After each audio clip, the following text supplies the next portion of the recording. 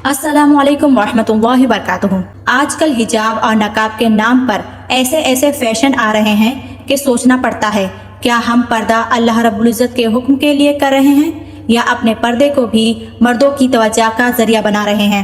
चमकती मोती, खूबसूरत एम्ब्रॉयडरी वाला नुमाया नोज पीस, अगर यही चीज़ गैर महरम की नज़र अपनी तरफ खींचने लगे तो हमें रुक कर सोचना चाहिए, क्या ये वाकई पर्दा है।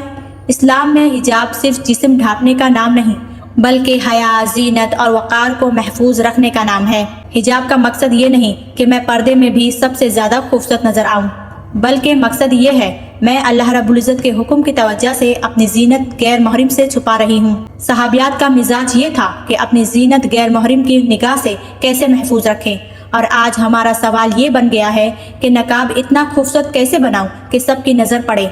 मेरी बहनों, अगर ट्रेंड काबिल तकलीद है और हर वायरल चीज़ हलाल नहीं, लोग आज कहेंगे वाह कितना खूबसूरत नकाब है, लेकिन क़यामत के दिन सवाल ये होगा, क्या अल्लाह रब्बुल इज़्ज़त मेरे इस आमाल से राज़ी थे। इसीलिए अपने हिजाब को फैशन की डोर न बनाएं, ऐसा पर्दा अख्तियार करें जो लोगों की तवज्जो नहीं बल्कि अल्लाह रब्बुल इज़्ज़त की रज़ा हासिल करने का जरिया बने। और आज अपने दिल से सिर्फ एक सवाल करें, क्या मेरा हिजाब वाकई अल्लाह रब्बुल इज़्ज़त के लिए है।